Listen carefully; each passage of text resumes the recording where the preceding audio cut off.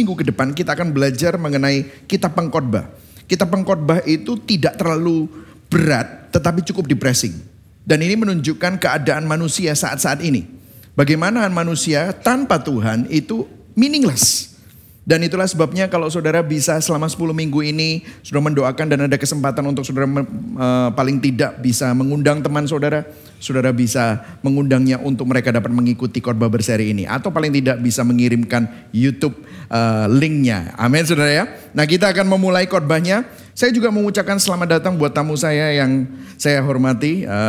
Bapak Sumiran dengan keluarga dan istri. Beliau adalah MPL dari Papua jauh-jauh. Saya sempat ketemu dengan beliau di Bali, visiting city to city. Thank you for visiting. Mari sama-sama kita berikan tepuk tangan untuk beliau yang sudah datang bersama dengan keluarganya dan kedua anaknya. Welcome Pak, Ibu, ya dan keluarga. Nah, saudara kalau kita melihat khotbah berseri ini, kita akan mempelajari kitab Pengkhotbah. Nah, kitab Pengkhotbah adalah bagian dari buku hikmat. Ada 5 buku hikmat: Amsal, Ayub, Kidung Agung, Mazmur, dan Pengkhotbah. Selama 10 minggu ke depan kita akan berfokus kitab Pengkhotbah dari sudut pandang Injil. Dan hari ini saya akan bicara kepada saudara dalam tema Everything is meaningless without Jesus. Dan ini saya akan memberikan sebuah overview dari apa yang akan Salomo bahas di dalam kitab Pengkhotbah. Nah, teks saya adalah Pengkhotbah 1 ayat 1 sampai 18 dan saya akan memulainya. Dan saudara akan meneruskannya, yang biru kita baca bergantian, oke? Pengkhotbah 1 ayat 1. Inilah perkataan pengkhotbah anak Daud, raja di Yerusalem. Ayat 2, kesia-siaan belaka. Kata pengkhotbah, kesia-siaan belaka, segala sesuatu adalah... Wah ini coba saudara bayangkan ya. Ini awal udah ngomong begini saudara ya. Apakah gunanya manusia berusaha dengan jeripaya di bawah matahari? Ayat 4. Satu pergi dan keturunan yang lain datang, tetapi bumi tetap ada. Matahari terbit, matahari terbenam, lalu buru-buru menuju tempat ia terbit kembali. Ayat 6. Angin bertiup ke selatan, lalu berputar ke utara. Ia berputar dan dalam putarannya angin itu kembali. Semua sungai mengalir ke laut, tetapi laut tidak juga menjadi penuh. Kemana sungai mengalir, ke situ sungai mengalir selalu. Ayat 8. Segala sesuatu menjemukan sehingga tak terkatakan oleh manusia. Mata tidak kenyang melihat, telinga tidak puas mendengar. Apa yang pernah ada akan ada lagi. Dan apa yang pernah dibuat akan dibuat lagi. Tidak ada sesuatu yang baru di bawah matahari. Ayat 10. Adakah sesuatu yang dapat dikatakan, lihatlah ini baru. Kenang-kenangan dari masa lampau tidak ada, dan dari masa depan yang masih akan datang pun tidak akan ada kenang-kenangan pada mereka yang hidup sesudahnya. Ayat 12. Aku pengkhotbah adalah raja atas Israel di Yerusalem. Aku membulatkan hatiku untuk memeriksa dan menyelidiki dengan hikmat segala yang terjadi di bawah langit. Itu pekerjaan yang menyusahkan yang diberikan Allah kepada anak-anak manusia untuk melelahkan diri. Ayat 14. Aku telah melihat segala perbuatan yang dilakukan orang di bawah matahari. Tetapi lihatlah, segala sesuatu adalah kesia-siaan dan usaha menjaring angin. Yang bongkok tak dapat diluruskan dan yang tidak ada tak dapat dihitung. Ayat 16. Aku berkata dalam hati, lihatlah aku telah memperbesar dan menambah hikmat lebih daripada semua orang yang memerintah atas Yerusalem sebelum aku. Dan hatiku telah memperoleh banyak hikmat dan pengetahuan. Aku telah membulatkan hatiku untuk memahami hikmat dan pengetahuan, kebodohan dan kebebalan. Tetapi aku menyadari bahwa hal ini pun adalah usaha menjaring angin. Ayat 18. Karena di dalam setiap ada banyak susah hati, dan siapa memperbanyak pengetahuan memperbanyak kesedihan. Berbahagialah orang yang mendengar firman Tuhan, memelihara dalam hatinya dan melakukan dalam hidupnya. So everything is meaningless without Jesus. Nah, saya akan memulainya dengan sebuah ilustrasi. Berapa banyak saudara pernah nonton film ini, Groundhog Days? Kalau pernah, saudara bisa angkat tangan. Oh, ada loh beberapa. Saya pikir saya sendiri yang tua ya saudara ya. Ternyata film ini, saya masih SMA, saya pernah nonton film ini. Ini Bill Murray and Andy McDowell. Jadi Bill Murray adalah seorang yang namanya Phil Connors, seorang reporter cuaca yang sombong, yang sinis dari Pittsburgh. Dikasih tugas untuk melaporkan tentang Groundhog Days. Groundhog Days itu adalah perpindahan musim antara musim dingin dan musim semi, di mana berang-berang, groundhog itu kayak berang-berang, itu mulai muncul dari hibernasinya. Keluar seperti beruang, keluar dari hibernasi. Mereka kalau keluar artinya itu perpindahan musim mulai terjadi. Nah dia merasa ini, saya reporter cukup besar ngapain sih harus seperti ini gitu. Wah dia orangnya sombong, orangnya berangasan, orangnya tidak mempunyai karakter yang baik. Jadi apa yang terjadi waktu dia di sana, dia bangun pagi, dia pikir dia sudah selesai, dia melakukan laporannya, dia sudah selesai dengan laporannya dan dia tidur malam. Besoknya dia pikir itu keesokan harinya, terus dia waktu masuk ke restoran, loh ini kan kejadian kemarin. Loh kok ada lagi? Terus dia lihat tanggal, oh ternyata tanggalnya tanggal kemarin. Jadi dia bangun lagi, dia melewati hidupnya persis seperti kemarin. Dia bangun lagi, kembali lagi kepada hari itu. Kembali lagi pada hari itu. Dan dia merasa, wah ini kesempatan. Ini gimana saya keluar dari sini? Maka apa yang terjadi? Dia melakukan hal-hal yang aneh. Dia mulai mencoba hal-hal yang merusak. Karena dia pikir anyway akan ngulang lagi. Ya udahlah gak ada konsekuensi permanen. Dia ngerusakin tubuhnya. Dia pakai duit seenaknya. Dia minum seenaknya. Dia berantem sama orang seenaknya. Terus dia ketemu sama ini cewek. Wah dia pikir dia mulai bosan dengan merusak hidupnya. Dia mulai coba kejar cinta. Wah, dia coba untuk mengimpress cewek ini. Tapi cewek ini nyuekin. Gak berhasil hari itu. Dia bangun lagi di hari yang sama lagi. Dia coba lagi dengan metode yang berbeda. Sampai akhirnya ceweknya mulai tertarik sama dia. Dan itu pun juga tidak berhasil. Tidak membuat dia bahagia. Sampai satu hari dia mulai bilang, aku ini kok kayaknya egois sekali ya. Dan dia mulai mencoba untuk memakai kesempatan yang ada untuk memperbaiki diri dan membuat hidup orang-orang yang ada di sekitarnya lebih meaningful. Dia ingin menolong orang yang menolong dia di restoran, pemilik restorannya dan yang lain-lain. Sampai akhirnya dia menjadi orang yang selfless dalam tanda kutip. Sacrifice, mengorbankan diri bahkan untuk cewek yang pertamanya dia mau manfaatkan ini. Sampai satu hari dia bangun, ternyata dia bangun itu adalah hari berikutnya gitu. Nah ceritanya ini dia melakukan ini berdekade-dekade ya saudara ya. Bahkan 10 tahun lebih gitu ya dia melakukannya. Nah saudara, kenapa saya ceritakan ini? Sebenarnya kalau kita menonton film ini, kita hidup di dalam suatu rutinitas monoton yang membosankan di dalam hidup kita serta melelahkan jika kita tidak pernah menemukan makna lebih daripada yang fana di balik semua aktivitas kita. Coba saudara bayangkan hari saudara besok hari Senin. Saudara tahu hari yang sangat menyedihkan buat orang kerja itu adalah hari Minggu karena besok Senin. Betul ya saudara? Kenapa? Apa yang terjadi hari Senin? Kalau hari Senin saudara bangun, of course sebelum saudara bangun pasti ada alarm. Tet, tet, tet, tet. Ya itu kalau alarmnya, terus saudara biasanya apa kalau saudara langsung bangun? Ya mungkin ada yang seperti itu kalau Anda sudah berumur. Seperti saya biasanya kalau tet, tet, saya bangun.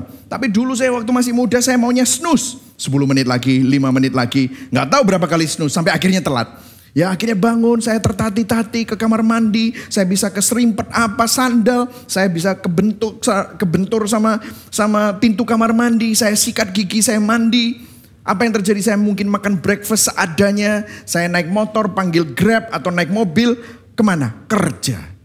Kerja di sana berapa jam, kemudian apa? Makan siang. Habis makan siang kerja lagi. Kalau nggak lembur, pulang jam 6 sore, apa yang terjadi? Makan malam. Wah kalau yang sehat pergi nge-gym. Wah gitu saudara ya. Apa yang terjadi setelah pulang gym? Makan malam, habis itu ngapain? Nonton Netflix. Ya kan saudara? Habis itu ngapain? Instagram, sosial media. Habis itu ngapain? Tidur. Apa yang terjadi besok? Ngulang lagi. Betul saudara?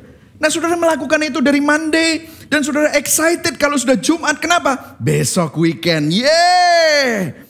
Kita kemana ya? Kita mau kemana nih weekend? Macet. Kalau saudara lihat Jakarta, langit kelabu gitu ya karena polusi gitu saudara. Apa yang terjadi? Oh kita keluar kota. Keluar kota kalau pas weekend pasti akan selalu banyak traffic. Dan apa yang terjadi? Saudara begitu Sunday lagi sedih. Kenapa? Senin ngulang lagi semua. Dan saudara lakukan ini bertahun-tahun. Apa yang saudara kejar? Apa yang saudara perjuangkan? Saudara kerja begitu susah untuk mengumpulkan uang. Supaya apa? Bisa beli rumah, bisa nikah. Kalau udah nikah kita mengumpulkan uang. Supaya nanti bisa memperbesar rumah. Jadi dari 100 meter jadi 200 meter atau 300 meter. Naik 100 meter persegi. Banting tulang, mengorbankan keluarga, mengorbankan kesehatan. Ya, demi anak-anak supaya bayar sekolah. Apa yang terjadi? Saudara jadi tua, anak-anak sudah besar. Apa yang terjadi? Saudara jadi tua, anak-anak sudah menikah, saudara sakit, mati. Is that it? Is that life? Apakah hanya itu kehidupan? Nah, inilah yang dikatakan oleh Raja Salomo. Pengkhotbah 1 ayat 1 dikatakan gini, ini perkataan pengkhotbah anak Daud. Katakan sama-sama anak Daud. Anak Daud, ya ingat-ingat ya, anak Daud. Raja di Yerusalem. Jadi kitab ini ditulis oleh penulis yang menyebut dirinya pengkhotbah anak Daud yang merujuk kepada Raja Salomo. Nah, Raja Salomo melakukan eksperimen untuk mencoba dan menikmati segala sesuatu yang ada di dunia. Kalau saudara yang ada di dalam bidang real estate, Raja Salomo memiliki real estate yang luar biasa. Istana-istananya, rumah-rumahnya, ada vacation home-nya.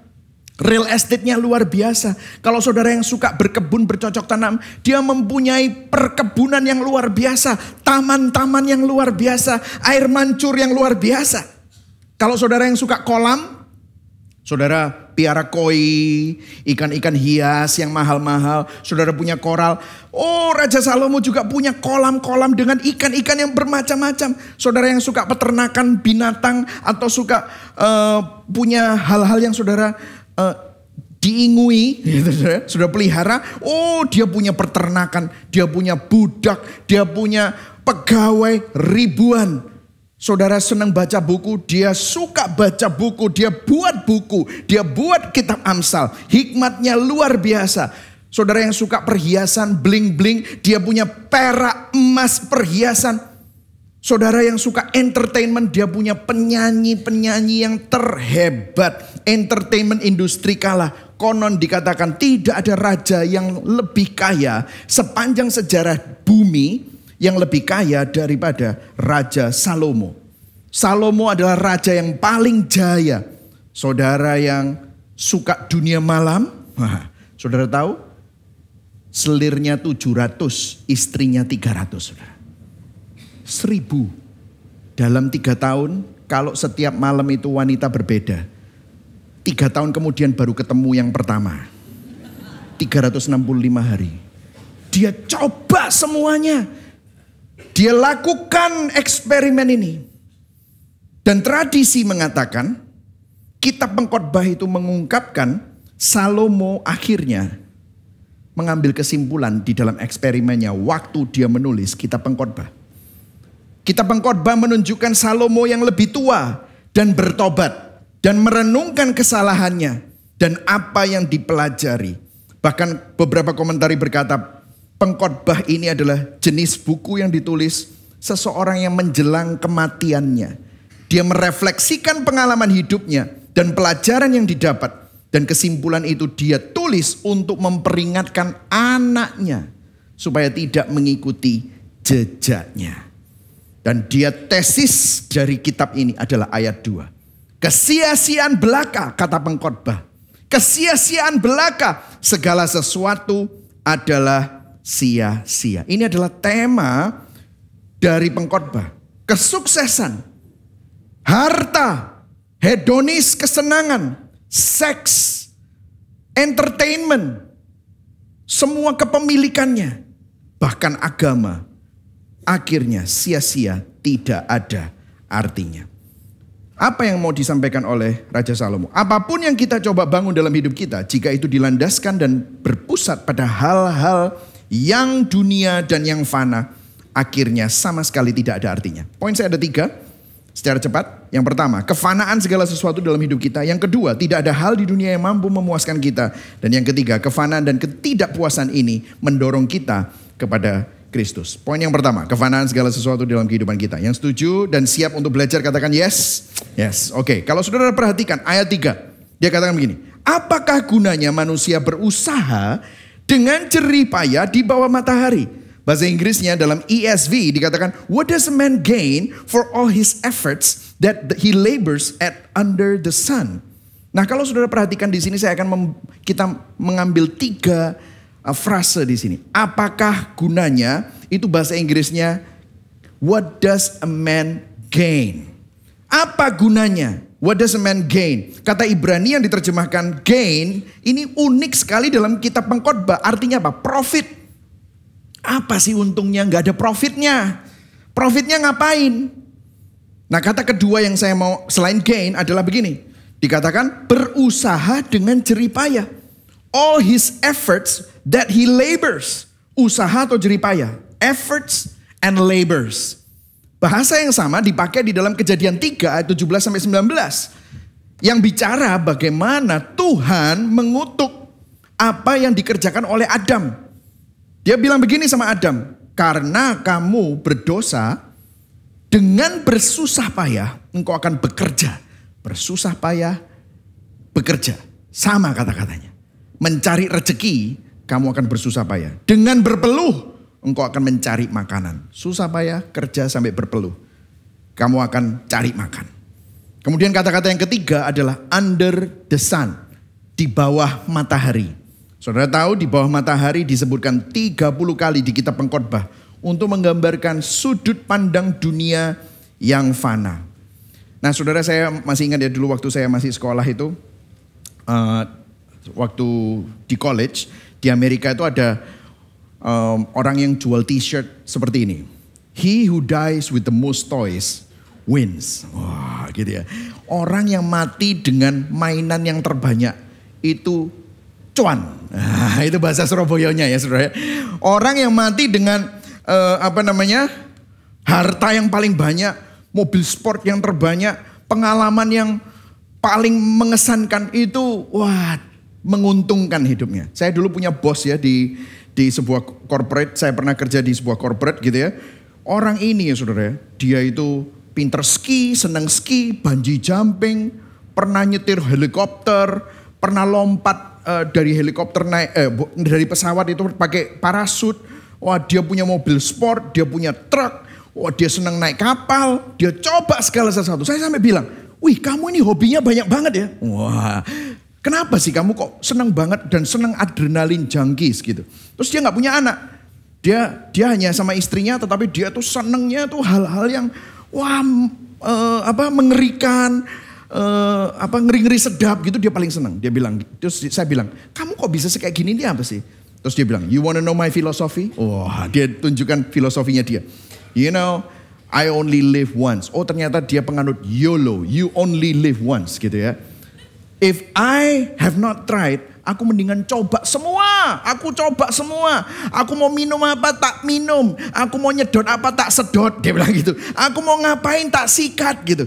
Sehingga aku sudah coba semua. Aku udah punya semua hal. Sehingga kalau aku mati, somebody will say, I live a kick-ass life. Dia bilang gitu, aku itu hidupku ini sangat, orang lihat, wah seru banget. He who dies with the most toys wins. Betapa menyedihkan saudara filosofi hidup orang seperti itu. Tentu saja Kristen fundamentalis tidak terima dengan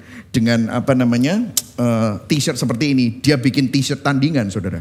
He who dies with the most toy still dies gitu saudara. Orang yang mati dengan mainan terbanyak ya tetap aja mati gitu. Terus itu bawahnya tidak perlu takut mati gitu ya. Yang satunya jangan takut mati karena hidupmu di dalam Kristus gitu ya. Saya nggak tahu apakah ini t-shirt bisa membuat orang bertobat atau malah marah gitu ya saudara ya. Tetapi saudara coba kita pikirkan. Perkataan hikmat Salomo di Pengkhotbah ini banyak benarnya saudara. Hidup kita ini ngapain? Kalau tidak ada life after death.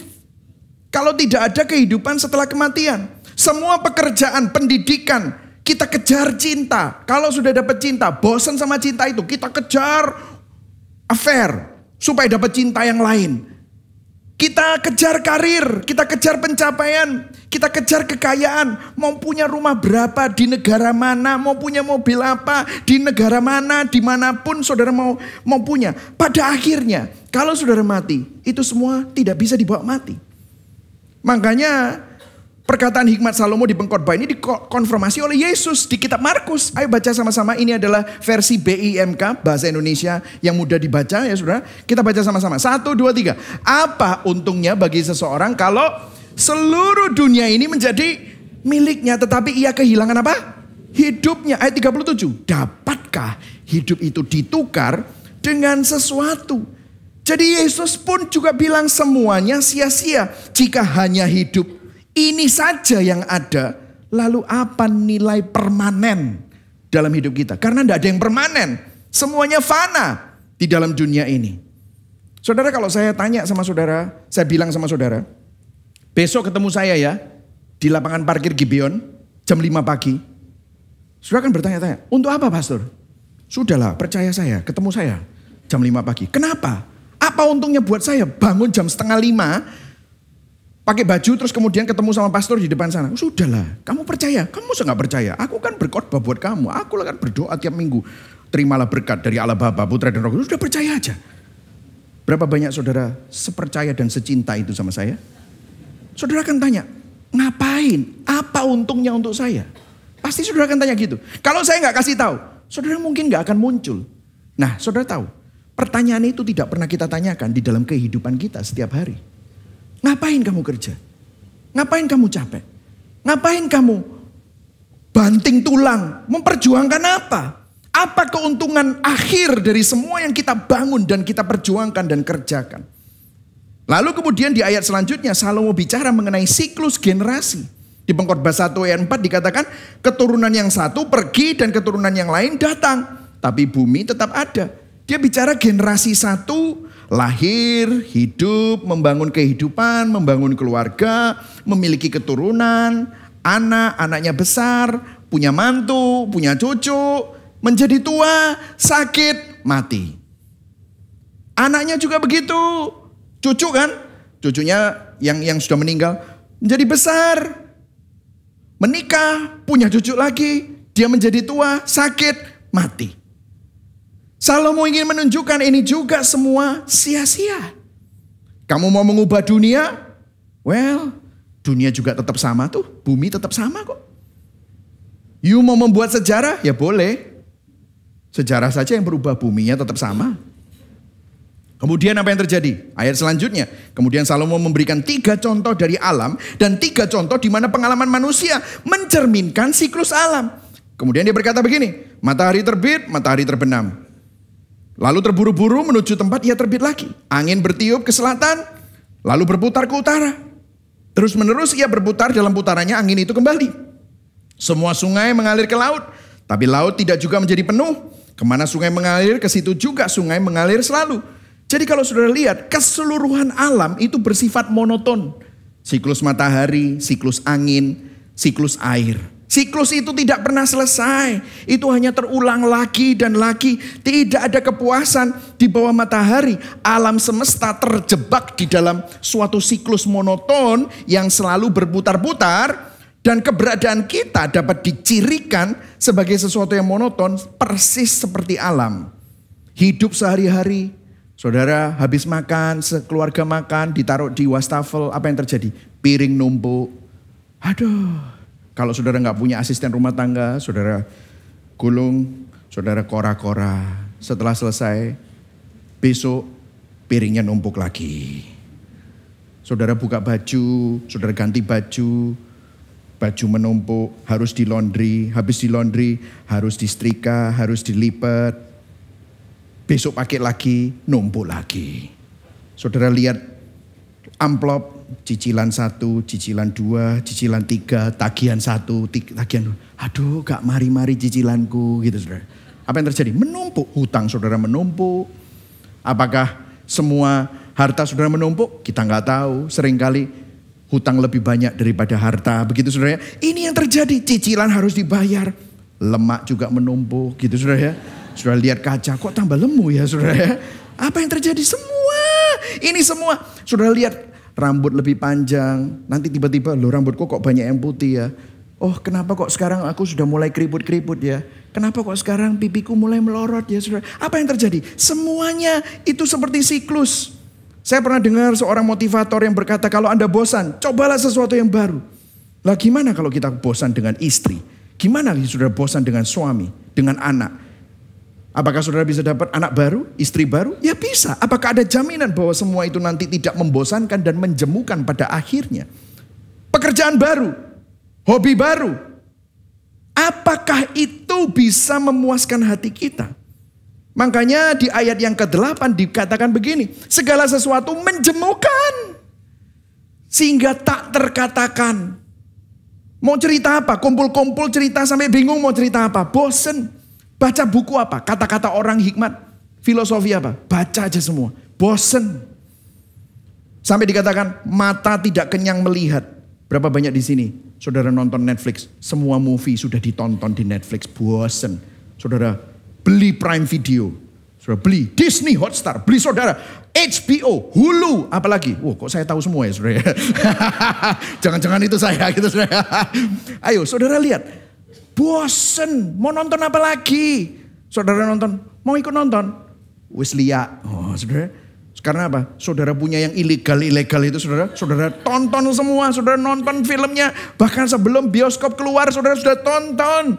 Semua film di bioskop sudah kita tonton. Telinga tidak puas mendengar. Mau Spotify, mau Apple TV, mau Apple Music. Saudara sudah dengar semua. Dengarkan saudara. We always want more, but the cycle never ends. Kita selalu merasa kurang dan menginginkan sesuatu lebih, tapi siklusnya tidak pernah berhenti. Kita pikir kita butuh rumah baru, mobil baru, pergi ke tempat baru. Kita terus menunggu perubahan keadaan yang membuat kita bahagia. Siklus itu tidak pernah berhenti, terus berputar. Namun rasa bahagia itu tidak pernah kunjung datang. Rasa cukup itu tidak pernah kunjung datang. Kita pikir kita butuh penemuan baru, teknologi baru. Raja Salomo dikatakan begini. Apa yang pernah ada akan ada lagi. Apa yang pernah dibuat akan dibuat lagi. Coba saudara lihat fashion. Fashion zaman dulu sampai sekarang, ya mirip-mirip lah. Dulu cut brainya besar, sekarang ya nggak terlalu besar ya. Ada cut bray juga. Skinny jeans ya pernah. Celana model cingkrang-cingkrang gini ya pernah. Gitu saudara. Apapun yang pernah ada lagi. Tak ada sesuatu yang baru di bawah matahari. Adakah sesuatu yang dapat dikatakan, lihatlah ini baru. Nah saudara, saya pernah baca artikel, dibilang banyak yang protes, ada yang baru, buktinya mobil sekarang elektrik. Wah gitu kan, keren. Ya tetap aja, mau pakai kuda, mau pakai kereta, mau pakai mobil kuno, mau pakai mobil yang ada bensinnya, mau mobil hybrid, mobil elektrik. Ya itu kan mobil untuk bawa tempat A ke tempat B. Tidak peduli mobilnya apa, tetap aja itu alat transportasi. Kau ono sing baru, ya pancet saudara. Alistair Begg dalam bukunya Words of Wisdom berkata begini, mengenai teknologi. Kemajuan teknologi sebagai contoh tidak mengabaikan tanggapan Salomo. Ya, kita mendaratkan manusia di bulan. Tetapi waktu di bulan tidak ada yang manusia bisa lakukan di sana kecuali menatap kembali ke bumi. Api ya bumi. Ayo mulai gitu saudara. Coba saudara lihat. Jadi semua sama saja. Ini menunjukkan bahwa tidak ada yang baru.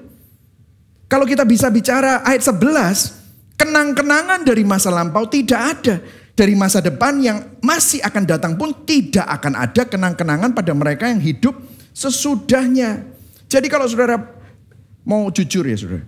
Salomo mengatakan bahwa pada akhirnya tidak ada seorang pun di dalam dunia ini yang memiliki suatu larger than life eternity. Jadi maksudnya gini, tidak ada orang yang bisa diingat secara kekal. Oke lah mungkin buktinya Raja Salomo masih kita bicarakan sampai sekarang. Tapi berapa miliar, puluhan miliar manusia yang pernah hadir di dalam dunia. Lahir, mati. Yang kita ingat itu berapa gelintir saudara. Mau jujur ya, berapa banyak kita masih ingat kakek buyut kita. Coba. Papa saya itu pernah ngomong sama saya waktu dia masih hidup. Papa ini bingung. Karena dia kehilangan adiknya pada waktu dia masih umur 25 atau umur berapa. Dan papa mamanya juga meninggal dan ada kuburannya. Tapi dia, papa ini bingung. Kuburannya adiknya papa sama papa mamanya papa itu di mana? Saya cari di Kembang Kuning, kesasar, tidak tahu di mana. Dia bilang, bingung. Saya ketemu sama banyak orang, kamu masih ingat gak kakek buyutmu itu siapa? Gak tahu. Ulang tahunnya kapan? Gak tahu. Anaknya berapa? Ya salah satunya anaknya pasti ngkongku gitu. Tapi habis itu gak ada yang lagi. Namanya siapa? Gak tahu. Coba saudara lihat. 3 generasi, 4 generasi kemudian, kita semua lupa, dilupakan. Saudara kerja mendedikasikan hidup saudara dari sebuah perusahaan. Saudara waktu pensiun dapat apa? Plakat. Dapat apa? Uang pensiun, pesangon. Habis itu apa? Ada orang lain yang gantikan posisi saudara. 10 tahun lagi, nama saudara nggak even ada di sejarahnya buku perusahaan itu. Dan kita banting tulang, kita perjuangkan karir kita. Dan kita pikir kita membuat sesuatu yang berarti. Orang-orang mencoba menemukan makna dalam kehidupan seseorang di pemakamannya, bilang bahwa oh, orang ini membuat dunia menjadi tempat lebih baik. Namun sang pengkhotbah berkata, omong kosong, karena nggak ada yang merubah apapun. Itulah sebabnya Victor Hugo, seorang penulis yang menulis buku Les Miserables yang menjadi sebuah opera. Dia bilang, apakah kamu akan diingat ketika kamu berpulang? Apakah hidup dan matimu benar-benar ada maknanya? Mungkinkah hidupmu adalah suatu kebohongan besar? Wow. Sudah mulai depresi, saudara? Tapi ini yang dikatakan oleh pengkhotbah. Karena dia coba semuanya dan dia tidak menemukan kebahagiaan dan makna. Kemudian kita masuk dalam poin yang kedua. Nah di sini saudara, tidak ada hal di dunia yang mampu memuaskan kita. Karena apa begini? Salomo beralih dari apa yang dia amati dan dia alami kepada apa yang dapat kita pelajari dari pengalamannya.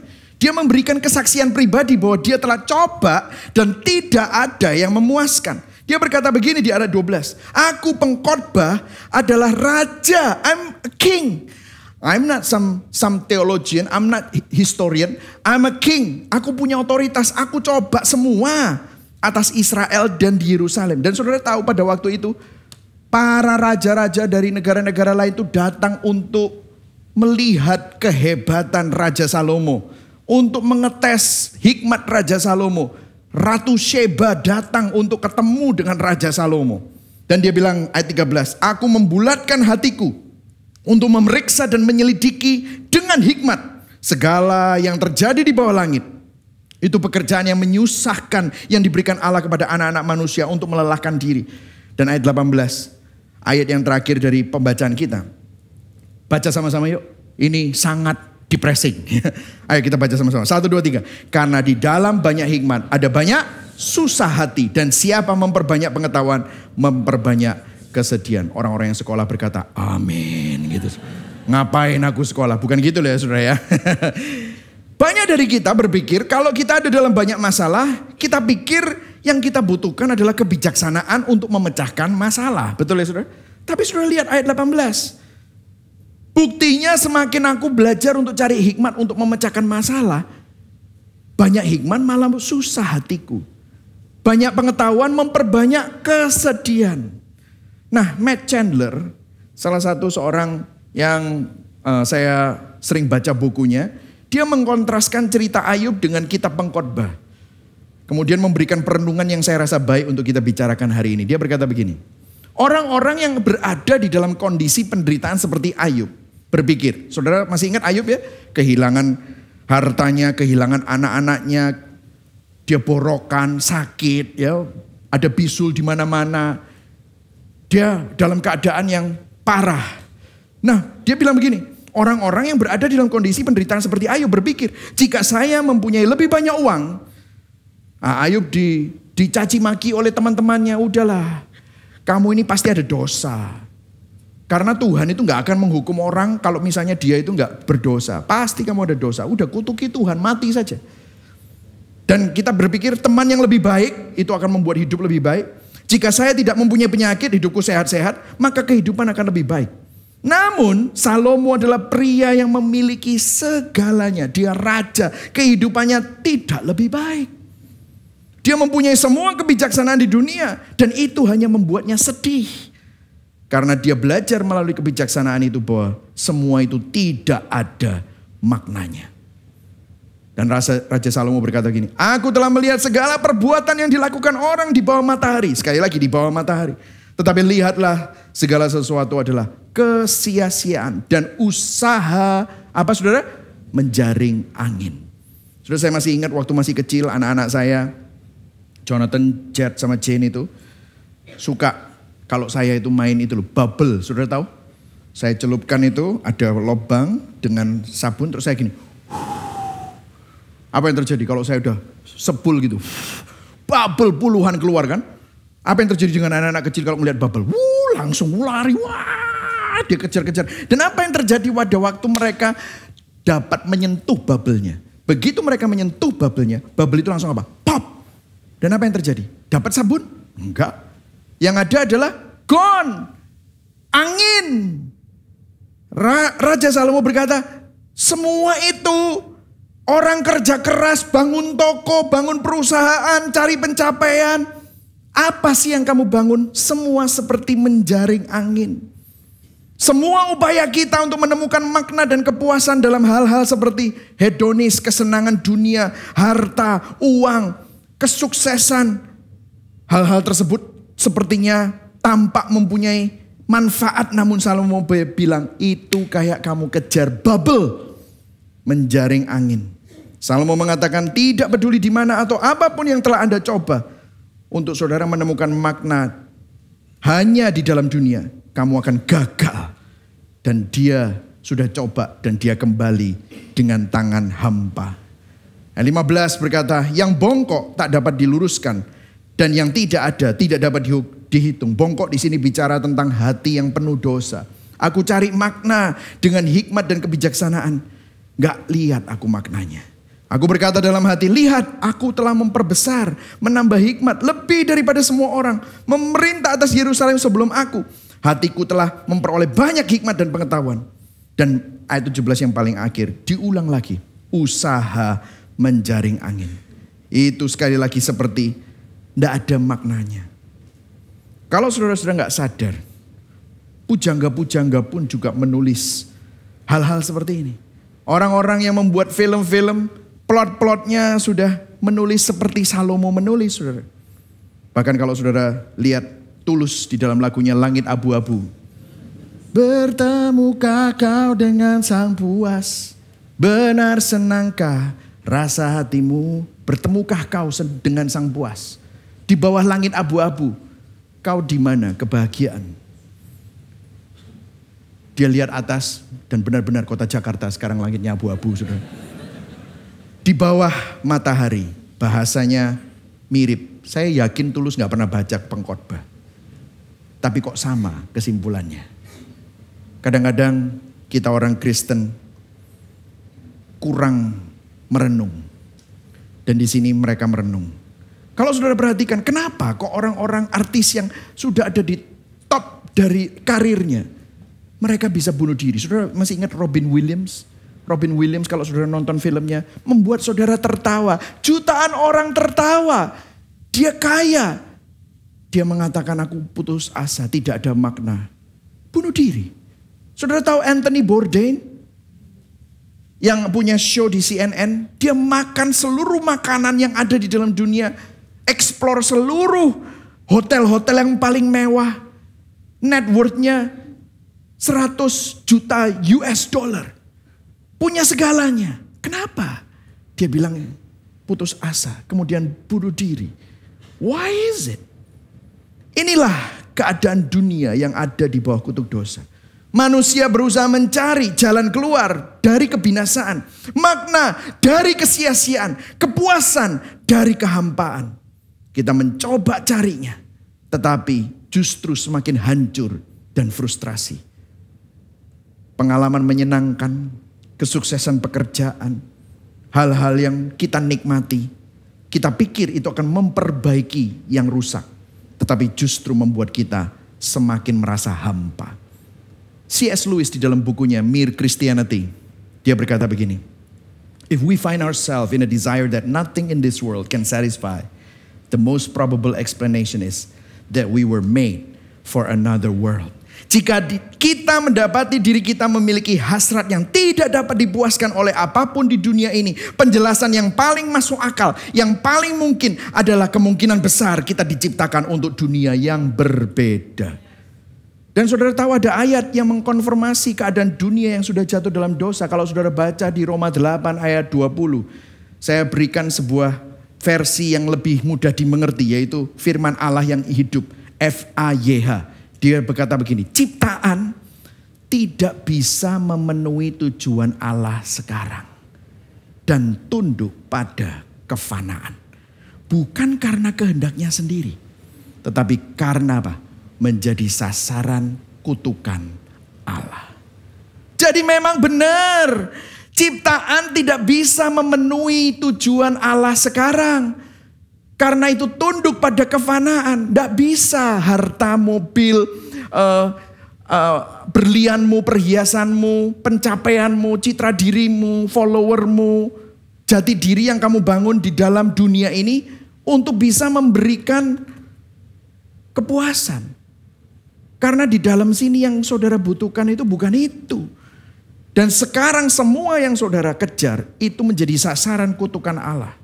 Tetapi ada harapan. Saudara tahu kenapa kok di sini ditulis ada harapan? Tuhan mengizinkan kita merasakan semua kesia-siaan dengan suatu kehampaan. Karena yang kita rindukan dan dambakan sebenarnya hanya dapat ditemukan di dalam Tuhan. Kenapa kok saudara itu cari cinta? Saudara ingin dicintai. Saudara ingin mencintai. Kenapa kok film-film semua bicara tentang cinta? Dan tiap kali kalau ada cinta yang mengorbankan diri, cinta yang selfless bukan selfish, itu selalu memberikan kehangatan di dalam hati. Karena yang sebenarnya saudara dambakan bukan cinta manusia yang berdosa, tetapi cintanya Tuhan. Kenapa kok kita selalu cari makna? Pernah saudara ketemu kucing, makna hidupku itu apa ya? Pernah ketemu sama? Saya punya anjing namanya Pinat, gak ada dia. Makna hidupku itu apa ya? Yang dia cari kalau saya makan kates langsung dia wah, minta kates. Saudara. Saya makan mangga, dia minta mangga. Makna hidupnya hanya dapat makanan dari orang yang punya. Gitu, saudara. Nggak punya makna. Tapi kenapa kok saudara cari makna? Karena saudara diciptakan untuk makna yang di luar dunia. Jadi sebenarnya ini adalah anugerah kalau saudara mengalami kehampaan. Disinilah saya masuk ke dalam poin yang ketiga.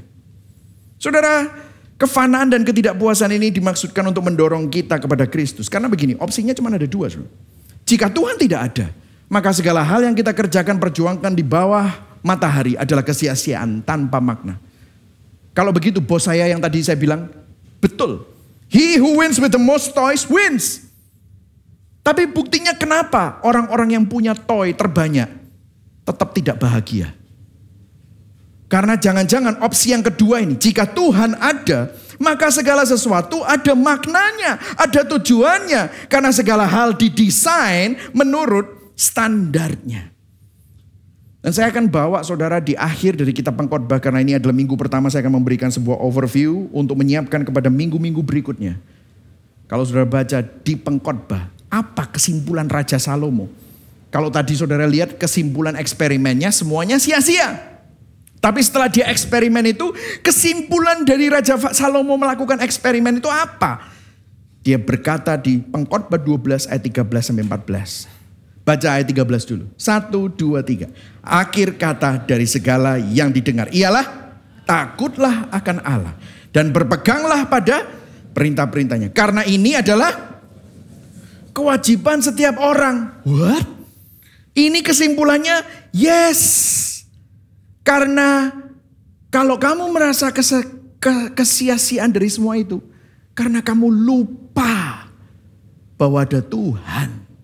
Kamu lupa bahwa hidupmu semestinya hidup untuk Tuhan. Diperhatikan oleh Tuhan. Didesain oleh Tuhan. Maksud Salomo adalah hiduplah dalam konteks Tuhan, Sang Pencipta kehidupan. Apa maksudnya konteks? Mungkin saya kasih sebuah ilustrasi ya saudara. Saudara kalau saudara lihat saya ngomong ini saya nggak bawa mic. Mic saya ada di mana? Di sini saudara. Ini ada konteksnya. Saudara tahu? Ini mic itu didesain. Ini ada cantolannya, ada kabelnya, dan di sini ada transmitternya. Somewhere here ada receivernya. Receivernya nempel sama sound of the board. Dan di sound of the board itu masuk ke FOH. Sehingga saudara bisa mendengar suara saya. Teman-teman yang online bisa mendengar suara saya. Kalau saya pakai ini di auditorium, ini sesuai konteks. Tapi saya waktu jalan-jalan sama anak saya sama istri saya di CW atau di Pakuan Mall, saudara ketemu saya, halo Pastor Mike, saya masih pakai ini. Saudara akan tanya, wah kenapa kok pas dipakai? Iya, mode baru saya mau jadi, ini aksesoris bagus, mahal lagi. Tak coplok. Ini keren soalnya gitu. Apa gunanya saya pakai ini? Tidak ada gunanya. Tidak sesuai konteks. Saya di sana tidak perlu pakai mic. Saya bisa ngomong sama istri saya dengan suara, dia akan mendengar. Saya ngomong sama anak-anak saya, dia mendengar. Saya nggak perlu untuk teriak-teriak, nggak perlu untuk berkhotbah. Ngapain saya pakai ini? Bahkan kalau yang menciptakan ini ketemu saya di mall, dia bilang, sini. Kamu ngapain pakai ini? Aku desain ini bukan untuk kamu waktu jalan-jalan di mall dipakai. Karena dia yang desain. Tidak sesuai dengan desain. Bisa nggak dipakai? Ya bisa, tapi aneh. Tidak sesuai konteks. Apa yang terjadi? Ini pas saya lagi makan bakmi, kena sup. Apa yang terjadi? Rusak. Halo? Nangkep saudara? Waktu hidup kita tidak sesuai dengan konteks kenapa kita diciptakan. Apa yang terjadi? Hidup kita tidak di luar konteks. No wonder saudara merasa sia-sia. No wonder saudara merasa semuanya seperti usaha menjaring angin di bawah matahari. Kenapa? Karena Anda diciptakan untuk Tuhan, memuliakan Tuhan. Jika Allah pencipta menciptakan segala sesuatu dengan tujuan dan maksudnya yang mulia, maka Tuhan juga akhirnya akan menghakimi dan menilai segala ciptaan sesuai dengan desain, sesuai dengan standar, tujuan, dan maksudnya. Dan di sini problemnya di ayat yang ke-14. Kalau itu adalah kewajiban setiap orang, maka ayat 14 berkata apa? Ayo baca sama-sama, 1, 2, 3. Karena Allah akan membawa setiap perbuatan ke pengadilan yang berlaku atas segala sesuatu yang tersembunyi. Entah itu baik, entah itu jahat. Nah ini problem saudara. Siapa yang bisa berpegang pada perintah Tuhan? Tuhan itu maha benar. Tuhan itu maha besar. Tuhan itu maha adil. Tuhan itu maha tahu. Dia tahu semua dosa yang kita lakukan. Semua hati kita yang sia-sia. Siapa yang bisa bertahan, berdiri di depan pengadilan Allah tanpa tersembunyi dan dapat dibuktikan tidak bersalah? Bahkan Salomo yang menulis ayat ini, penulis pengkhotbah, gagal dia dalam hidupnya. Salomo gagal dalam mendirikan kerajaan Daud. Karena apa? Dosa dan penyembahan berhalanya. Saudara tahu apa yang terjadi setelah Salomo? Anak-anaknya, kerajaan Israel terpecah menjadi dua. Israel dan Yehuda. Yehuda seorang diri bersama dengan hanya Yehuda dan Israel. Dan Israel akhirnya punah. Dan Israel yang sekarang itu ya Yehuda itu. Hancur. Ia menasehati keturunannya untuk hidup bijaksana. Namun Salomo dan seluruh keturunannya pada akhirnya mati dan binasa. Apakah hanya Salomo yang gagal? Bagaimana dengan saudara? Ada yang berani berkata, aku mampu. Kita semua gagal. Kita semua terperangkap dalam kesia-siaan. Tidak ada yang mampu menuruti perintahnya. Jadi dengar saudara, orang yang paling berhikmat, orang yang paling berduit, orang yang paling banyak cewek, orang yang paling berpengaruh, orang yang paling jagoan aja gagal dan gak punya jawaban. Apa harapannya? Tadi dikatakan ada harapan. Lantas apa harapannya? Di mana harapannya? Dengarkan. Di sini Gospel Connection-nya. Kalau sudah perhatikan di Alkitab Pengkhotbah, di kitab Pengkhotbah, Salomo sering berkata, there is nothing new under the sun. Tidak ada sesuatu yang baru di bawah matahari. Dia selalu ngomong kayak gitu. 30 kali ada di dalam kitab Pengkhotbah. Tapi ada yang aneh. Beberapa ratus tahun kemudian, seorang nabi muncul namanya Nabi Yesaya. Di Yesaya 43 dia berkata begini. Dia seakan-akan menganulir apa yang dikatakan oleh Raja Salomo. Dia berkata begini. Yesaya 43 ayat 19. Lihat, aku hendak melakukan sesuatu yang baru. Loh, katanya gak ada yang baru. Tapi Yesaya bilang, aku Tuhan hendak melakukan dan membuat sesuatu yang baru. Yang sekarang sudah tumbuh. Belumkah kamu mengetahuinya? Ya, aku hendak membuat jalan di padang gurun. Zaman dulu mana ada jalan di padang gurun? sungai-sungai di padang belantara. Saudara, di padang gurun itu adanya kehampaan, kekosongan. Dikatakan ada jalan di padang gurun. Di dalam kehampaan, di dalam kekosongan akan ada jalan. Dan di padang belantara di mana ada kekeringan dan kehausan akan ada muncul sungai-sungai. Apa yang dimaksud? Apa sesuatu baru yang disampaikan oleh Nabi Yesaya ini? Apa jalan baru yang disampaikan? Yang memberi jalan di padang gurun di mana tidak ada jalan. Apa sungai-sungai yang muncul di padang belantara? Kalau Raja Salomo memulai kitab pengkhotbah, aku pengkhotbah anak Daud. Ratusan tahun kemudian muncul anak Daud yang lain. Kali ini rajanya berbeda. Raja yang rendah hati, raja yang sangat kaya. Namun raja itu tidak tinggal di dalam kemewahannya yang mulia. Raja itu lahir bukan di kota terbesar. Raja itu lahir di kota terkecil namanya Bethlehem. Raja itu tidak lahir di istana. Namun raja itu lahir di kandang. Raja itu tidak sombong. Tapi raja yang rendah hati. Yang merendahkan dirinya untuk menjadi hamba. Bukan untuk dilayani. Tetapi untuk melayani. Raja yang mencuci kaki murid-muridnya. Bahkan orang yang mengkhianati dia, Yudas, dia cuci kakinya. Raja yang benar dan layak jadi hakim. Tapi raja itu dihakimi, divonis bersalah. Raja itu bukan cuma hanya memberikan jalan baru. Tapi raja itu berkata, akulah jalan. Akulah kebenaran. Akulah hidup. Di mana hati kita penuh kehambaan, di mana hati kita penuh kekosongan seperti padang pasir. Raja itu bilang, kalau kamu percaya sama aku, akulah jalan. I will give you a way di dalam kekosonganmu dan kehampaan. Raja itu bukan hanya membuka jalur sungai yang baru di padang belantara, tetapi raja ini berkata di Yohanes 4, akulah air hidup. Barang siapa minum air di dunia ini, ia akan haus lagi. Tapi barang siapa minum air yang kuberikan kepadanya, ia tidak akan haus selama-lamanya. Sebaliknya, air yang kuberikan kepadanya akan menjadi mata air di dalam dirinya yang terus-menerus memancar sampai kepada hidup yang kekal. Seringkali kita minum air di dunia ini, makanya kita selalu haus di dalam kekeringan, di dalam kekosongan. Yesus berkata, akulah air hidup.